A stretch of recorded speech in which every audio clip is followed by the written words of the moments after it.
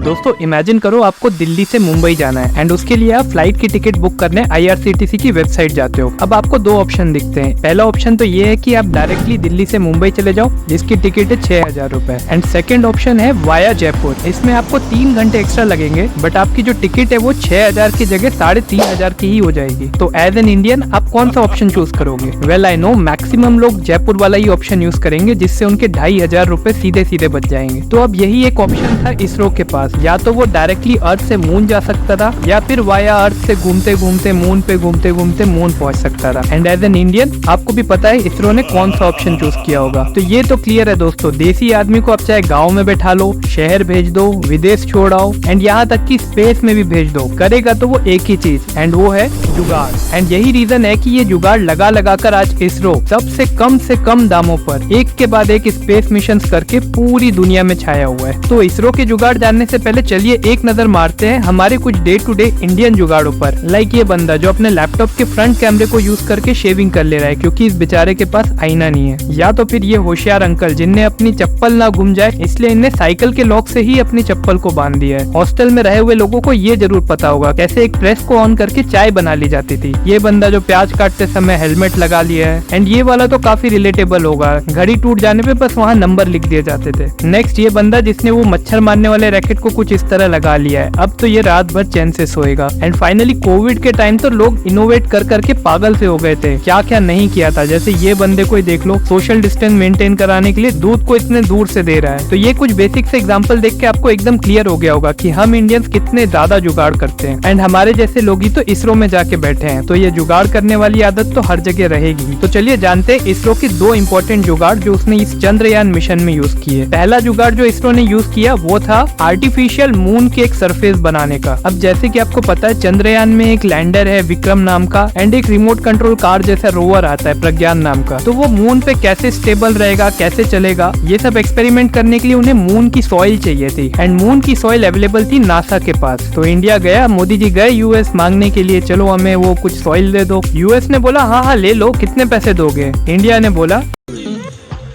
150 रुपया देगा।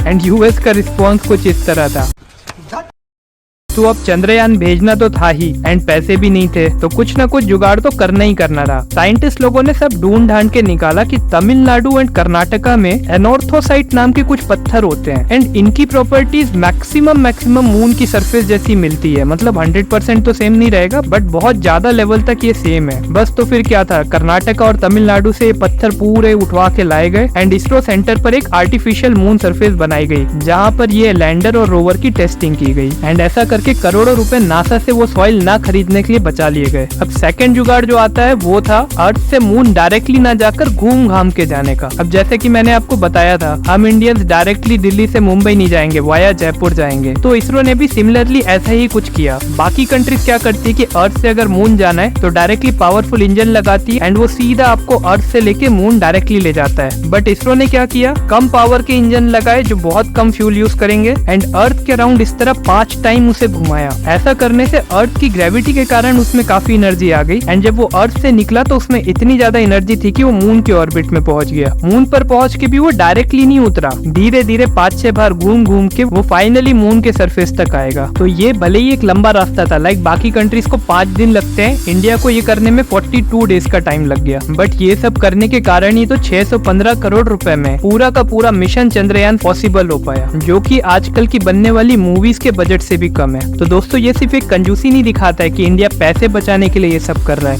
ये एक्चुअल में एक टैलेंट है, एक इनोवेशन करने की टेक्निक है जो बाकी हर कंट्री करने में फेल हो रही है। तो लेट्स होप कि चंद्रयान 3 सक्सेसफुली 23 को लैंड हो जाए एंड वहां जाकर जो उसका मिशन है मून की सरफेस को स्टडी करना, सोलर सिस्टम का जो ओरिजिन है वो स्टडी करना एंड बहुत से छोटे छोटे साइड मिशंस लाइक मून के जो अर्थक्वेक्स टाइप की चीज है, मतलब शेकिंग वाली, वो कैसी होती है, मून के ऊपर वाटर, ऐसे बहुत सी चीजें। तो कमेंट में जय हिंद लिख के इंडिया को जरूर सपोर्ट करना। Thank you.